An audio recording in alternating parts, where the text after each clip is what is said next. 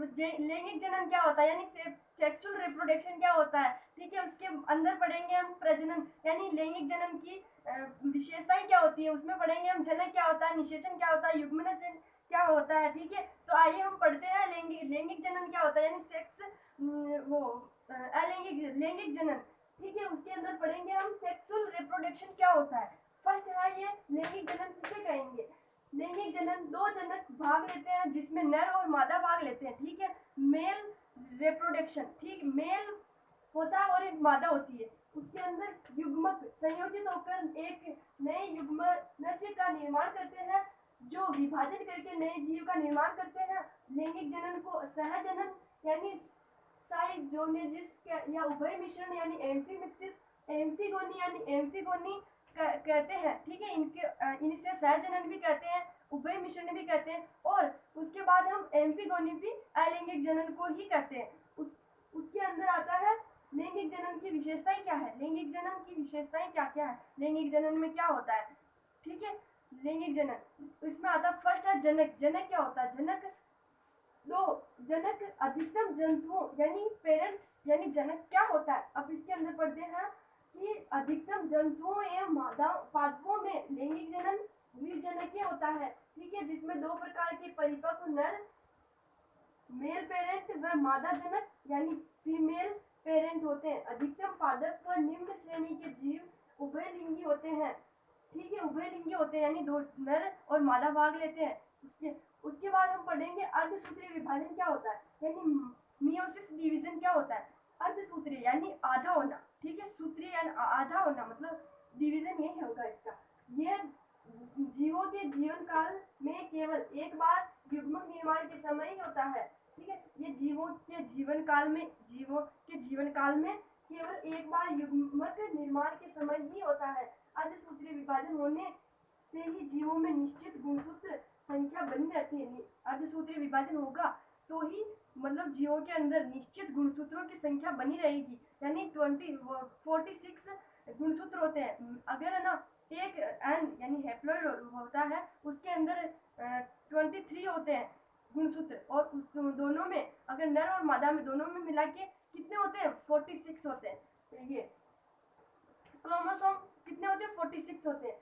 संख्या बनी होती है। अर्धसूत्रीय विभाजन न होने पर कुछ ही पीढ़ियों में गुणसूत्रों की संख्या अनियंत्रित तरीके से बढ़ने लगती है, जिससे जीवों में अनियमितताएं उत्पन्न होने लगती है, ठीक है। अगर हम हमारे जीवन में वो क्या है अर्धसूत्रीय विभाजन नहीं होगा तो क्या होगा, गुणसूत्रों की संख्या बढ़ने लगेगी। अगर गुणसूत्रों की संख्या बढ़ने लगेगी तो हमारे अंदर क्या होगा, हमारे अंदर अनियमितता होने लगेगी। मतलब अगर एक आपने पढ़ा नहीं, अभी आएगा आपके आगे 6 चैप्टर के अंदर कि मतलब गुणसूत्रों की संख्या बढ़ने से कितनी बीमारियां होती है।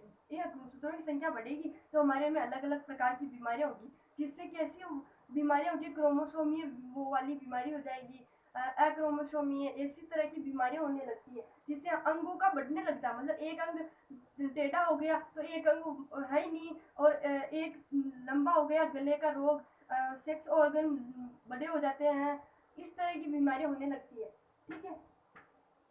लैंगिक अंग क्या होते हैं, लैंगिक अंग दो प्रकार के होते हैं, ठीक है। लैंगिक अंग यानी सेक्स ऑर्गन के अंदर भाग लेने वाले नर और मादा होते हैं, ठीक है। इसमें दो प्रकार के लैंगिक अंग होते हैं, नर लैंगिक अंग यानी मेल सेक्स ऑर्गन, ठीक है। उसके बाद मादा लैंगिक अंग यानी फीमेल सेक्स ऑर्गन होते हैं। उसके बाद पढ़ेंगे हम चौथा टॉपिक मतलब युग्मक। इसमें विशेषताएं पढ़ रहे हैं तो ये चौथा आ गया कि गेमेट्स क्या होते हैं। युग्मक वह लैंगिक कोशिका यानी सेल है जो लैंगिक अंग प्रजनन में भाग लेती है। यह हमेशा अगुणित यानी हैप्लॉइड होती है। अगुणित मतलब n यानी 46 है तो यह 46 का हम आधा करेंगे यानी अगुणित, मतलब कहने का मतलब n 46 है तो 2n होगा, और n है तो 23 होगा, ठीक है। तो ये अगुणित है यानी 23 गुणसूत्रों की संख्या होगी। इसके अंदर क्या है, ये रहा लैंगिक जनन भाग लेते हैं, ये हमेशा अगुणित होते हैं, हैप्लॉइड होते हैं, युग्मक चल होते हैं, यानी युग्मक चल होते हैं, मतलब वो गति कर सकते हैं, मोटाइल होते हैं। चल नर क्या होते हैं, चल होते हैं। मादा क्या होती है, अचल होती है। इसमें पढ़ेंगे हम उन्हें शुक्राणु यानी शुक्राणु कहा जाता है। अगर वो चल होते हैं मतलब कहने का मतलब वो गति कर सकते हैं, शुक्राणु गति करते हैं। ठीक है, तो वो क्या होंगे, शुक्राणु यानी स्पर्मेटोजेनेसिस कहेंगे इसको। उसके बाद का मादा युग्मक अचल होते हैं, यानी वो गति नहीं कर सकते, यानी नॉन मोटाइल होते हैं। नॉन मोटाइल होते हैं, इन्हें अंडाणु यानी एग्स या ओवा कहा जाता है। यानी मादा होती है वो अचल होती है। मादा किसके अंदर होती है, फीमेल के अंदर, और नर किसके अंदर होता है, यानी उसके अंदर, पुरुषों के अंदर होता है। ठीक है, उसके बाद हम पढ़ेंगे निषेचन क्या होता है।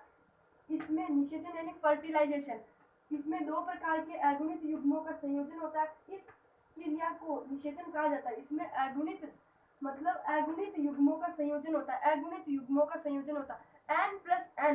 ठीक है, 26 मतलब नर व मादा का मिलन होने के बाद जो प्रोसेस होती है उसे क्या कहते हैं, हम निषेचन कहते हैं। वो जो प्रोसेस नर व मादा के मिलने पर जो प्रोसेस होती है उसे निषेचन कहते हैं। उसके बाद हम पढ़ेंगे सिक्स टॉपिक वो पढ़ेंगे हम कि युग्मनज क्या होता है, यानी जाइगोट क्या होता है। निषेचन के बाद जो क्रिया होती है उसके बाद जो एक जीव का निर्माण होता है, यानी मतलब पेट होता है, गर्भाशय के अंदर ही होता है ये।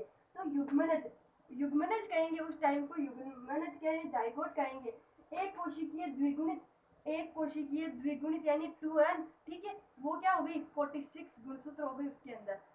ये द्विगुणित यानी यूनिसेलुलर डिप्लॉइड संरचना होती है, जिसमें बार बार कोशिका विभाजन होने पर एक नए प्राणी उत्पन्न होता है। यानी युग्मनज समझ में आ गया, नर व मादा के मिलने पर जो प्राणी मतलब जन्म लेता है उसे क्या कहते हैं, युग्मनज कहते हैं। जब वो गर्भाशय के अंदर होता है तो उसे युग्मनज कहते हैं। उसके बाद वो बाहर आता है तो उसे प्राणी या संतति के अंदर रूप में ले लेता है। ठीक है, तो ये आई होप कि ये आपको वीडियो अच्छा लगा होगा। थैंक यू सो मच दोस्तों वॉचिंग फॉर माय वीडियो।